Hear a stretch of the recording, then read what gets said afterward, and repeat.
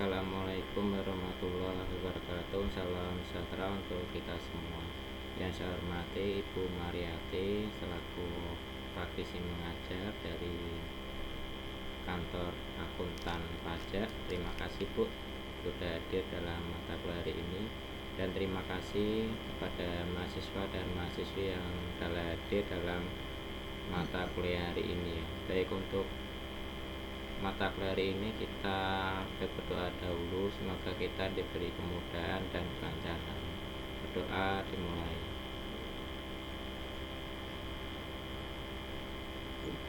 Selesai. Baik, terima kasih.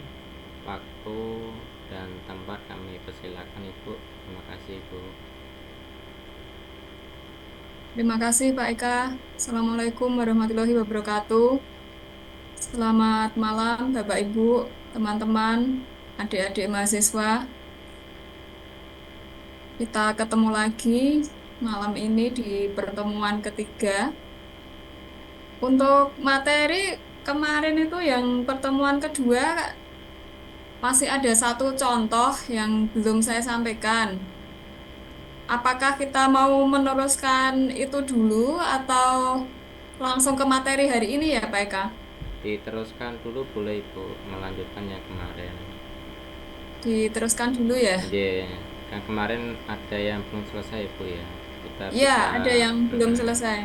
Jadi nanti mahasiswa yang kemarin mungkin terlambat masuk bisa mengetahui Ibu materi bukan kemarin yang terlambat mungkin Ibu. Terima kasih Ibu. Baik, terima kasih Pak Eka. Bentar, saya cari materi yang kemarin.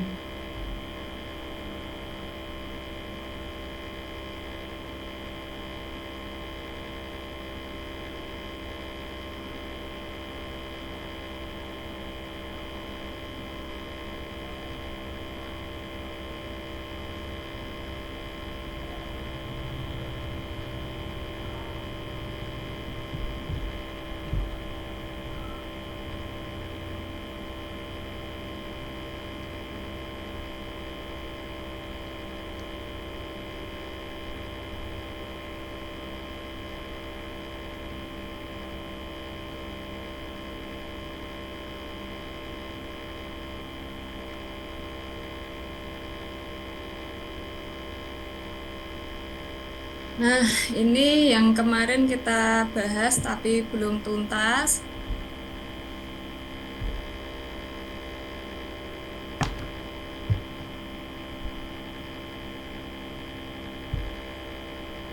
Ini saya memberikan contoh untuk SPT 1770 yang dimiliki oleh Tuan Hendra Gunawan, seorang advokat pada tahun 2023 yang memperoleh penghasilan dari gaji sebagai penasihat hukum kepada 4 perusahaan dengan honorarium yang diperoleh dari masing-masing pemberi kerja atau perusahaan, yaitu sebesar dari PT Aman Bahagia 120 juta, dari PT Bahagia Sejahtera 150 juta, dari PT Maju Bersama 500 juta, dan dari PT Bersinar Bersama 175 juta, sehingga total penghasilan yang diterima oleh Bapak Hendra Gunawan itu sebesar 945 juta.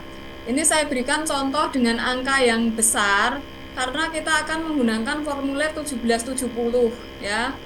Formulir 1770 dia pelaku pekerjaan bebas ya. Jadi dia tidak terikat, Pak Hendra Gunawan ini tidak terikat pada salah satu perusahaan. Jadi dia penasihat hukum yang tidak bekerja pada suatu perusahaan, tapi dia bisa bebas bekerja atau memberikan jasanya kepada siapapun yang membutuhkan.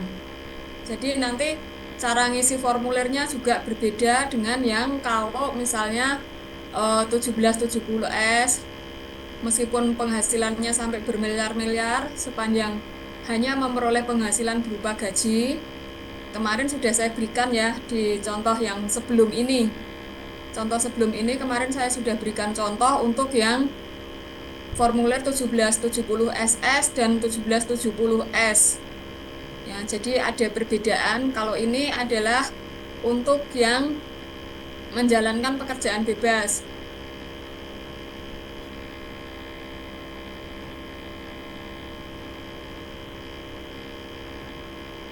Nah, kembali ke sini lagi, ini materinya, saya ulangi sedikit. Jadi, formulir 1770 itu dipakai oleh wajib pajak orang pribadi. Jadi, orang pribadi itu memperoleh penghasilan bisa dari pekerjaan, sehingga kalau dia bekerja pada suatu perusahaan atau punya majikan, dia akan memperoleh penghasilan berupa gaji. Kemudian ada yang memberikan pelayanan jasa. Kemudian ada juga yang melakukan kegiatan yang dilakukan dalam bentuk usaha, misalnya punya toko kelontong, punya usaha salon, atau apapun itu, dia menjalankan usaha. Kayak sekarang tuh anak-anak muda juga banyak yang membuka kafe secara bersama-sama. Nah, itu nanti eh, menggunakan formulir 1770 yang tanpa S ya, untuk nomor 2 dan nomor 3 ini. Baik, langsung ke contoh soal tadi yang di bawah. Nah, dari sini saya akan masuk ke kertas kerjanya Excel ya. Saya akan share file Excelnya supaya kita ngerti kalau misalnya ada persoalan seperti ini, apa yang harus dilakukan ya. Apa yang harus dilakukan ketika ada eh, orang yang mempunyai persoalan seperti ini.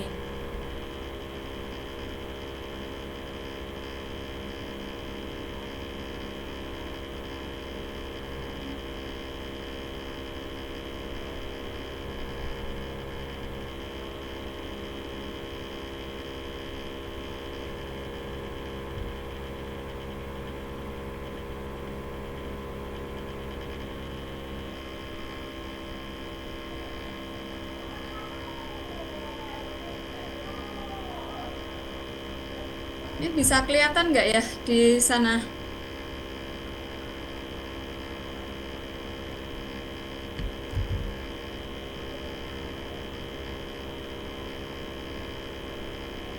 Nah, kalau kita mengerjakan SPT, ya, kita akan membuat kertas kerja dulu. Sebelum masuk ke SPT, kita akan membuat kertas kerja dulu. Nah, kertas kerjanya itu seperti ini. Jadi ini miliknya Tuan Hendra Gunawan. Kita rekap dulu penghasilannya, ya, kita rekap penghasilannya. Kemudian kalau ada bukti potongnya, kita masukkan bukti potongnya. Karena itu nanti semua akan dipakai untuk mengisi SPT. Ya. Terus kemudian kita rekap juga jika ada angsuran PPh pasal 25 yang dibayar setiap bulan. Semuanya direkap. Nah, ini sesuai dengan data yang ada. PPh pasal 25 yang direkap dalam 1 tahun itu jumlahnya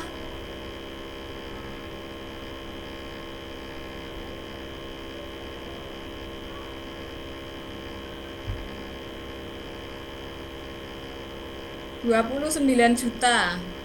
Ya, jumlah angsuran PPh pasal 25-nya sebesar 29 juta. Sedangkan kredit pajaknya yaitu bukti potong PPh pasal 21, dia memperoleh totalnya itu 46.875.000. Sebagai informasi bahwa sekarang ini semua bukti potong itu sudah dibuat secara online. Ya, jadi misalnya PT Aman Bahagia ini membuat bukti potong atas nama Tuan Hendra Gunawan 4 kali misalnya, 4 kali. Itu sudah bisa langsung nanti dideteksi sama orang di kantor pajak. Ya, kalau dulu-dulu mungkin masih ada yang meskipun mendapatkan bukti potong tidak dilaporkan seluruhnya. Nah, untuk sekarang ini tidak bisa. Jadi kalau tidak dilaporkan ya sebentar lagi surat cintanya akan datang. Pasti langsung akan dikasih surat cinta sama AR. Jadi di kantor pajak itu ada yang namanya akun representatif. Akun representatif itu ada 2 macam. Ada yang memberi konsultasi secara gratis, ada yang menggali potensi. ya. Ada yang menggali potensi. Nah, apa namanya? eh Kalau misalnya kita punya permasalahan yang kita nggak ngerti aturannya seperti apa, menjalankannya seperti apa, itu boleh datang ke AR untuk berkonsultasi. Ya, itu gratis ya, konsultasi ke AR gratis. Tetapi kalau misalkan ada yang nemu data, kemudian kita disuratin, suratnya itu namanya surat permintaan penjelasan atas data dan keterangan ya. Suratnya itu namanya SP2DK. Nah, kita di lingkungan konsultan pajak itu nyebutnya surat cinta ya. Surat cinta yang harus segera dibales penuh dengan cinta juga. Nah, setelah rekap-rekap ini dibuat ya, ini tidak boleh ada yang ketinggalan. Harus dicocokkan ke rekening bank. Ya, harus dicocokkan ke rekening bank. Kemudian kalau ada yang diterima secara tunai juga harus dicantumkan karena bentuk eh, bukti potong atau sebesar apapun bukti potong atau sekecil apapun bukti potong yang dibuat oleh perusahaan di mana kita memperoleh penghasilan itu datanya sudah ngeling ke kantor pajak. Datanya sudah ngeling ke kantor pajak sehingga kita nggak bisa menyembunyikan lagi. Semuanya sudah terbuka dan harus dilaporkan.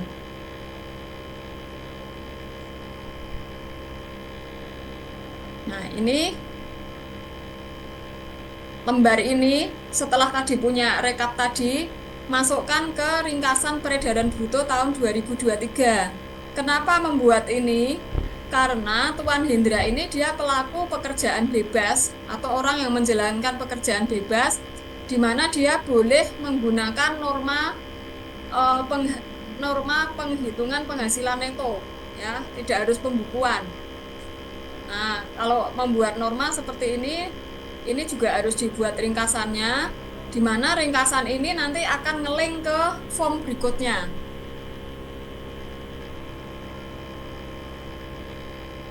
Nah, sebelum masuk ke form, ringkasan sudah ada, kemudian apa namanya, bukti potong sudah disiapkan. Kita akan hitung pajaknya dulu, ya. Kita akan hitung pajaknya dulu. Nah, ini apa namanya?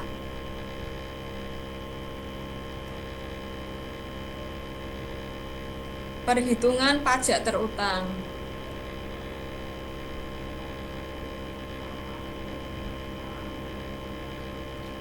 Nah, ini perhitungan pajak terutang. Nah, perhitungan pajak terutang, penghasilan bruto tahun 2023 sebesar 945 juta. Nah, normanya untuk advokat, konsultan, eh, itu 50%. Jadi, total penghasilan bruto dikalikan 50%. Ini sebagai dasar pengenaan pajaknya nanti. Kemudian kalau ada zakat, dikurangi dulu dengan zakat.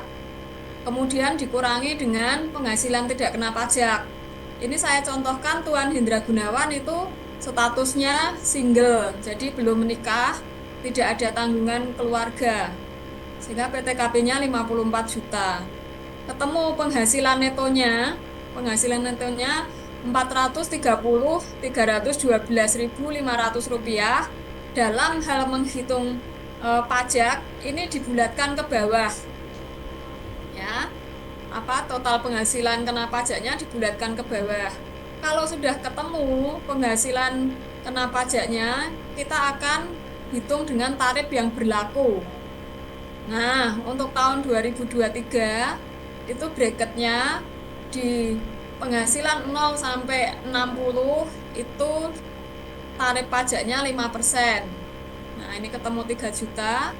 Kemudian berikutnya itu 60 sampai 250, tarifnya 15%. Kita kalikan ketemunya 28.500. Kemudian berikutnya itu sisanya penghasilan 250 sampai 500 juta. Itu berarti 430, 312 dikurangi 60 dikurangi 190 ketemu 312 juta dikalikan 25%. Hasilnya 45.078. Total pajak terutangnya kita jumlahkan ya. Kita jumlahkan ketemu 76.578.000. Ya. Kemudian kita kurangin dengan kredit pajak tadi ya. Kredit pajak tadi ada 46.875, itu merupakan PBH 21 yang telah dipotong oleh pemberi kerja ya. Oleh pemberi kerja.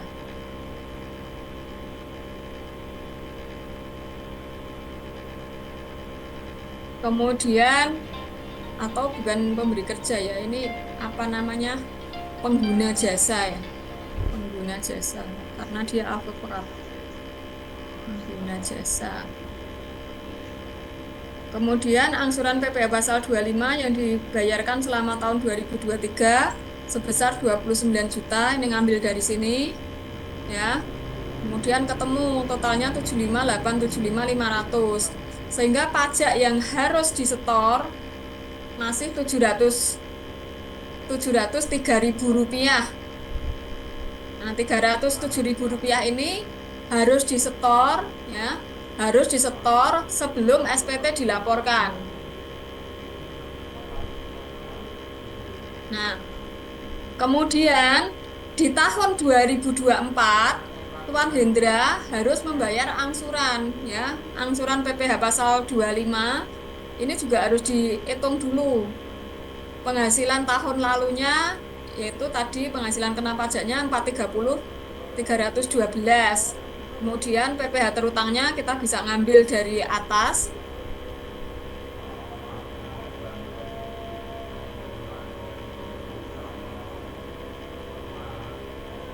Nah, kemudian kredit pajaknya dikurangi dari bukti potong yang diterima di tahun 2023.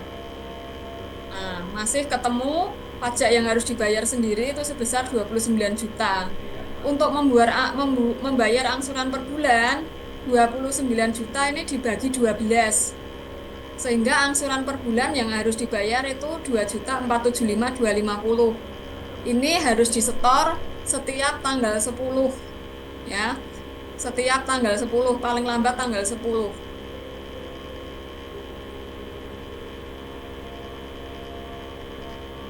Dari sini ada pertanyaan untuk kertas kerjanya sebelum kita masuk ke form.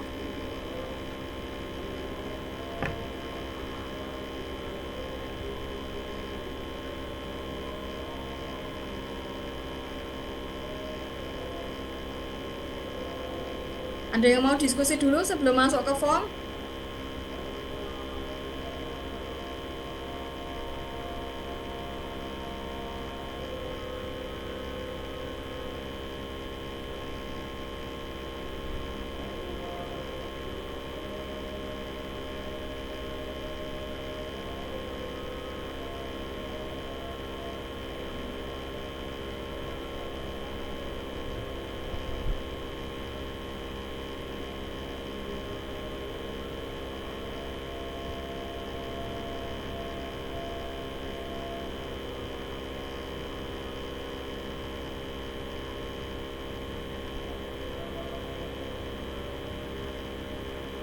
Ada yang mau diskusi dulu sebelum masuk ke form?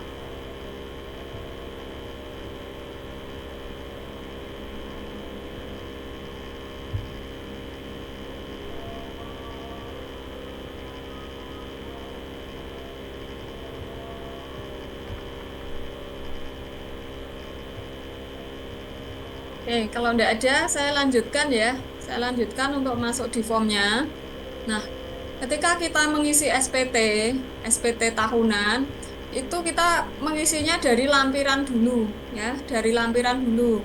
Di dalam SPT 1770 itu ada lampiran daftar harta pada akhir tahun, ya. Ini bagian A, itu lampiran harta pada akhir tahun.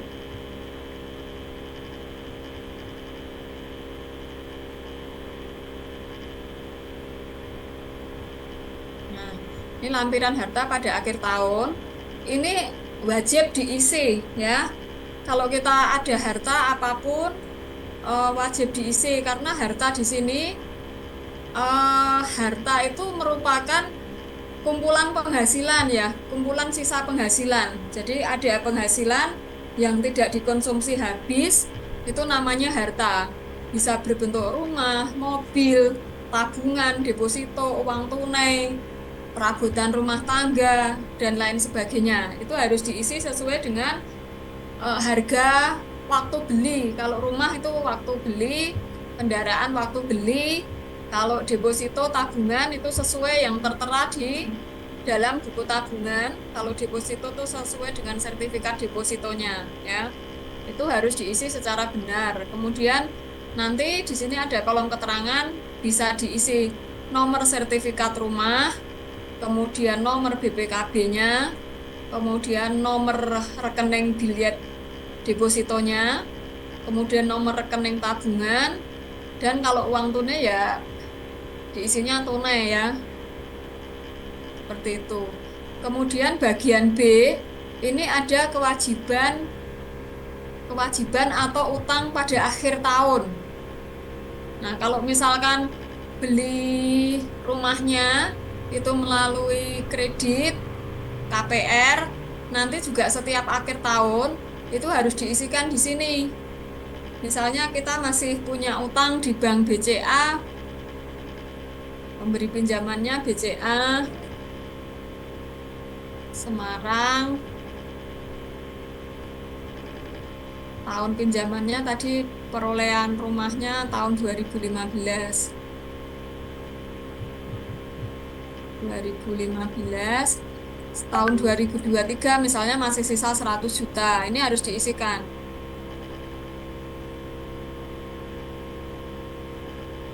Juta harus diisikan.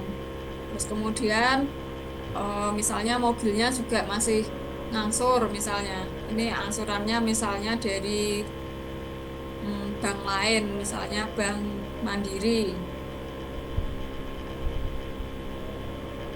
Mandiri Semarang. Tadi punya utangnya mobilnya itu tahun 2020. Berarti tahun pinjamannya tahun 2020. Misalnya sekarang ini masih punya utang mobilnya juga 100 juta. Ini harus diisikan.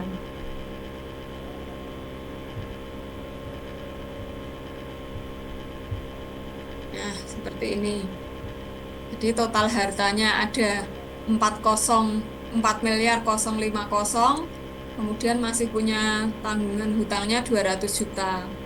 Kemudian daftar susunan keluarga. Ini dalam hal orang sudah menikah ya.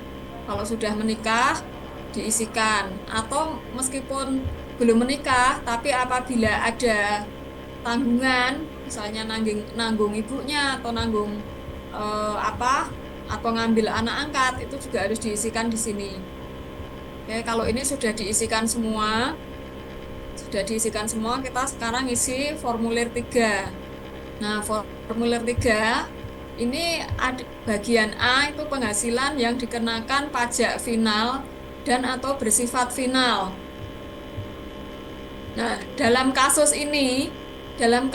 Tuan Hendra Gunawan ini, dia memiliki penghasilan final berupa apa ya? Penghasilan finalnya berupa apa ya? Apa ada yang bisa membantu saya?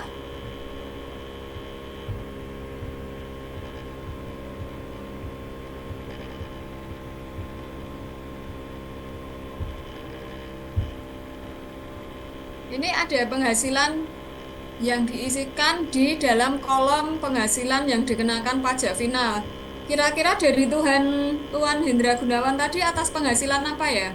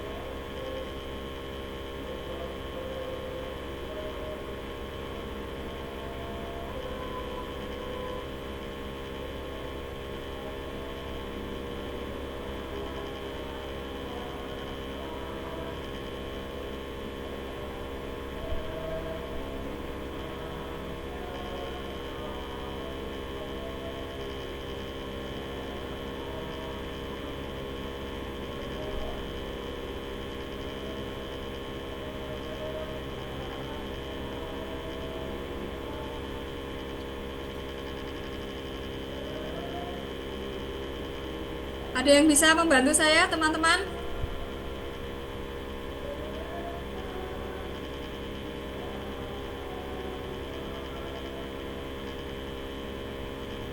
Bisa diulang lagi, Bu Oke, Atik? ini di kolom penghasilan yang dikenakan PPh final untuk kasusnya yang sedang kita bahas, Hendra Gunawan ini, kira-kira penghasilannya berasal dari mana ya, Pak? Sepertinya dari penghasilan bunga, bukan, Bu? Penghasilan apa? Bunga. Bunga ya, coba kita lihat ada tidak tadi di soalnya.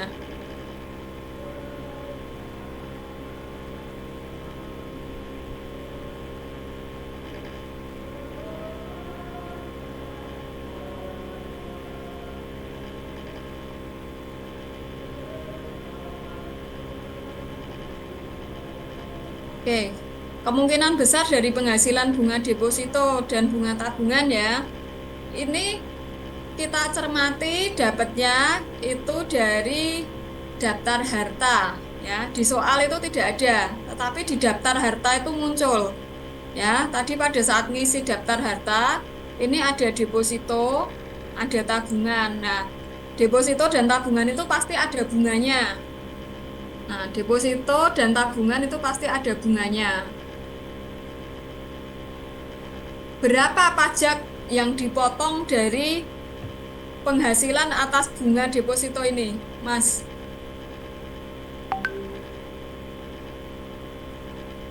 Tadi yang bicara Mas siapa ya? Adli ya? Iya, Bu, saya, Bu. Oke. Berapa pajaknya ini, Mas? Pajak finalnya berapa persen ini untuk bunga deposito dan bunga tabungan? Kalau untuk pajaknya 80% atau 0,8 ya, Bu. Pajaknya kebalik enggak, Mas? Eh, 8, berarti 8. 20%, Bu, aku. 20% ya. Iya. Oke.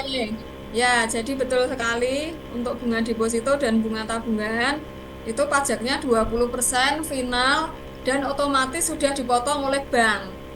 Ya, sudah otomatis dipotong oleh bank. Kalau pajaknya sudah final, sudah dipotong oleh bank, kenapa mesti harus diisikan di sini ya?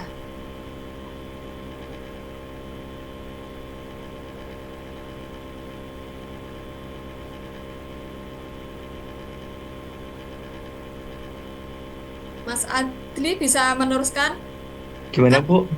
ya, PPh PPh final ya atas bunga Hmm. deposito dan bunga tabungan itu kan sudah dipotong PPh-nya.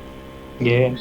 Kenapa penghasilannya masih harus dilaporkan gitu? Jadi pertanyaannya kan sudah dipajaki final, kenapa penghasilannya masih harus dilaporkan? Eh, Kalau nggak salah karena kan dipotong pajak ya, Bu. Jadi biar jelas untuk pendapatannya itu, pendapatan bersihnya itu berapa. Kalau nggak salah seperti itu, Bu. Oke, mungkin ada pendapat yang lain nih. Mas Mas Adli sudah memberikan pendapat. Barangkali ada yang mau menambahi.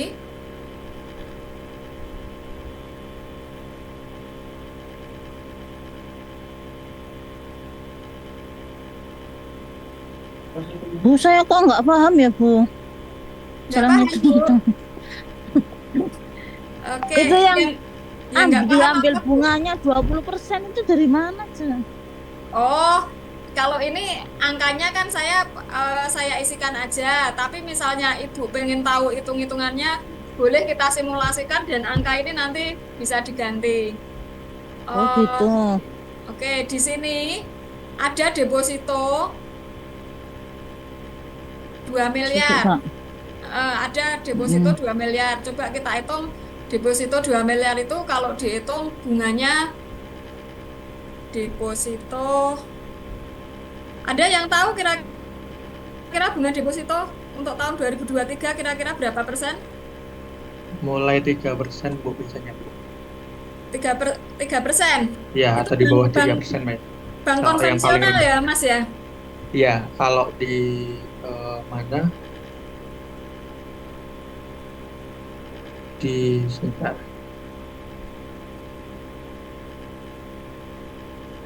Adli ini kerja di mana, Mas? Saya di Iya kok BTN, paham Bu. banget. Di mana, Mas? Saya di BTN. BTN.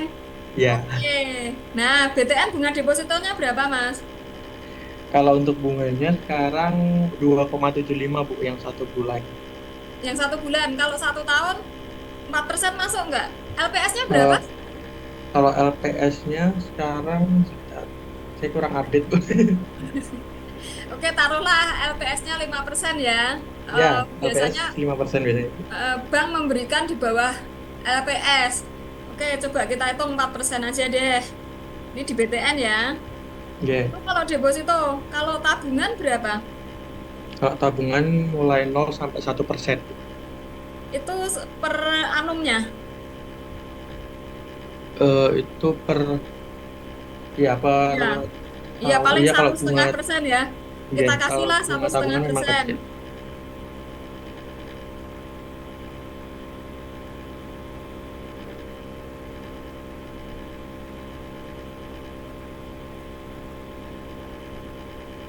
Nah, ini adalah total bunga yang didapatkan oleh Tuan Hendra Hermawan itu 86.750.000. Ini brutonya ya, bruto penghasilan bunga. Penghasilan bunga bruto. Nah, bank itu biasanya akan transfer ke rekeningnya Hendra Gunawan itu hanya 80%.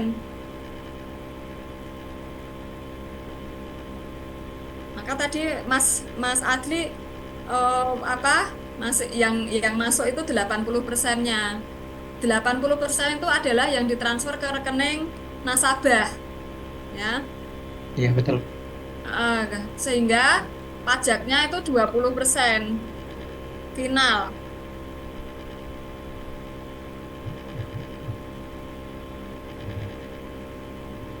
Nah, ini kalau dihitung seperti ini. Atau kalau misalnya apa namanya depositonya itu di BPR, ini bisa dapat 6%. Nah, ini nanti Ibu Imamah itu tinggal lihat aja sertifikat deposito dapatnya berapa. Bunganya dapatnya berapa. Nah, kalau misalnya saya kasih 6%, itu penghasilan bruto atas bunga deposito dan tabungan itu setahun dapatnya 126. Ya, 126. Angka 126 inilah yang akan kita bawa ke sini. Ini saya ganti ya, supaya ngeling nanti. Nah, ini sudah otomatis keisi 20%. Nanti pada saat ngisi e-form, ini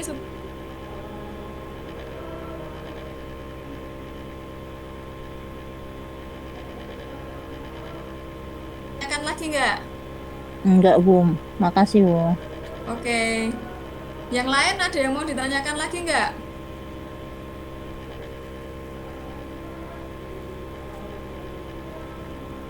Ini mungkin dari sini ada gambaran ya, kenapa ada istilah orang kaya semakin kaya ya. Karena uang ditaruh aja, dia bekerja. Uangnya bekerja dan memberikan penghasilan. Kalau apa kita sering dengar orang kaya makin kaya. Oke, dari sini sudah diisikan. Tidak ada penghasilan lain lagi. Nah, kalau misalnya kita itu memperoleh penghasilan berupa bantuan, sumbangan, hibah, itu nanti harus diisikan di bagian B, penghasilan yang tidak termasuk objek pajak. Ini harus diisi ya. Kemudian warisan. Nah, kita dapat warisan itu juga tidak perlu membayar pajak. Karena warisan itu tidak termasuk objek pajak, itu harus diisikan. Kemudian kan kalau kita punya usaha, bekerja sama dengan teman misalnya dalam bentuk persekutuan komanditer atau yang sering kita dengar itu CV, kalau pada tutup buku, pada saat tutup buku itu ada laba, CV-nya ada laba, kemudian masing-masing komanditer itu memperoleh bagian laba, itu juga harus diisikan di sini. ya. Kemudian ada klaim asuransi kesehatan, klaim asuransi kecelakaan, asuransi jiwa, asuransi dwiguna, dan asuransi beasiswa.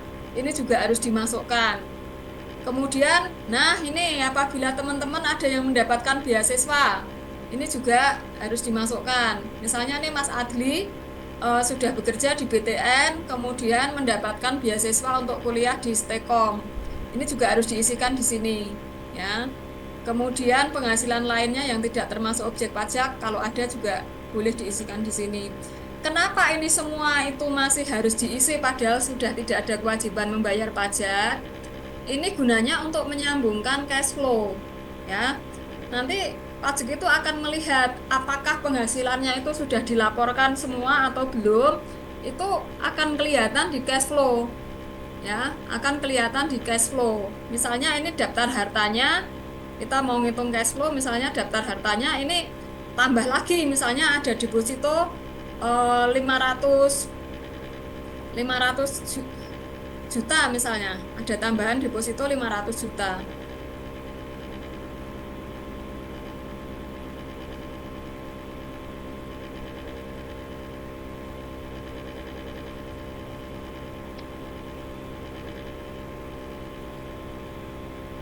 Nah, ada tambahan deposito 500 juta. Ini sumbernya harus jelas, ya. Kalau dilihat dari penghasilannya tadi, ini dia memperoleh penghasilan sebesar 945 ditambah bunga, ya. Ditambah bunga. Bunganya bunga neto yang dihitung 101. Jadi dia penghasilannya dalam satu tahun itu 1046. Kemudian sisa penghasilannya tadi bisa didepositokan, bisa di di uang tabungan itu tadi jumlahnya berapa? Ini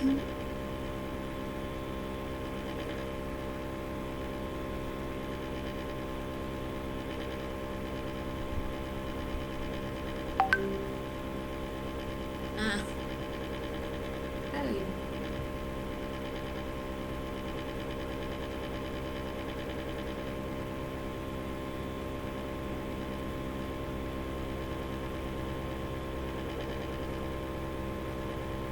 Nah, jadi dari sini ya, jumlah penghasilannya cuma 1046, tapi kenaikan hartanya 1.050.000.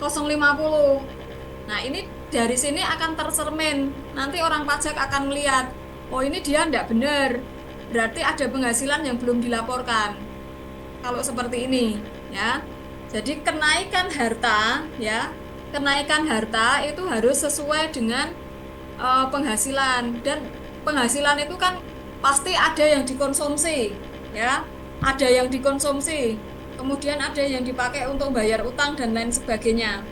Maka kalau SPT-nya kondisinya seperti ini, ya tanpa sadar kita sudah mengundang surat cinta ini. Jadi nggak sinkron antara penghasilan dan kenaikan harta, itu nggak sinkron.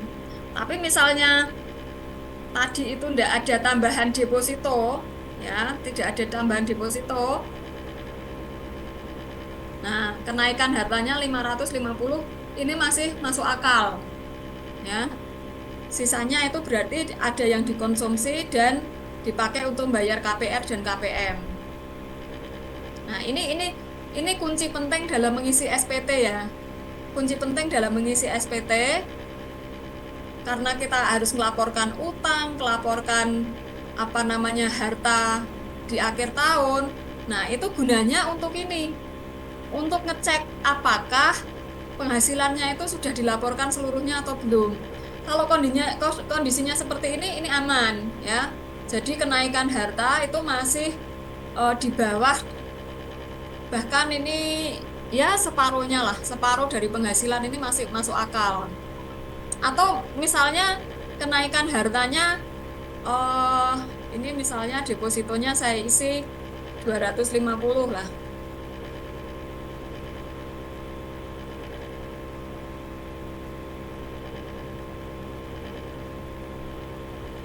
Nah, ini juga masih masuk akal, ya. hartanya naik 800 juta ya. Jadi dia Pak Hendra ini konsumsinya dia hemat sekali ya, karena masih bujangan gitu, belum terlalu banyak kebutuhan. Mungkin untuk satu tahun mungkin cukup 75 juta misalnya, atau 100 juta, yang lainnya berarti buat bayar hutang. Nah ini juga masih masuk akal. Ini kunci, jadi teman-teman Bapak Ibu bisa dipakai nanti ketika praktek ya. Kadang kan ada yang nggak sadar punya deposit itu nggak dilaporkan, atau beli barang, beli motor karena nggak KPM, nggak dilaporkan dan lain sebagainya. Padahal sekarang yang namanya kita beli aktiva tetap, baik itu berupa tanah dan bangunan, kendaraan, apapun sekarang kan kita dimintain NPWP atau setidak-tidaknya dimintain KTP, di mana KTP itu juga sekarang sudah akan dilingkan ke NPWP. Kalau dia hanya pakai KTP, belum punya NPWP, tetapi bisa beli mobil, bisa beli bisa beli mobil lah, atau motor mewah, itu biasanya juga nanti langsung dikasih surat cinta. Oke, setelah ini sudah. Kemudian di formulir 1770/2 ini kita mesti mengisikan daftar bukti potong ya. Tadi dari sini itu ada 4 bukti potong. Nah, 4 bukti potong itu harus diisikan di sini ya. Harus diisikan sini.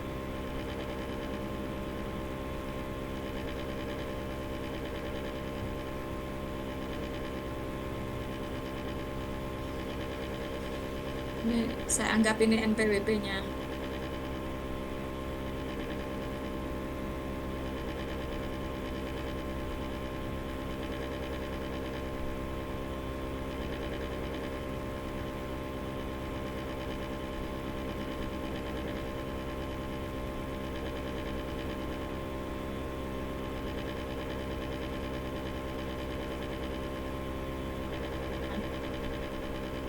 Kalau sudah ada datanya seperti ini, ngisi SPT itu bukan sesuatu hal yang sulit ya, mudah saja.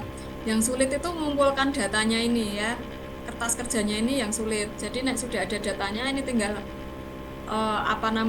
kita copy-copykan aja, itu sudah bisa ya. Tinggal ini ada NPWP, saya taruh.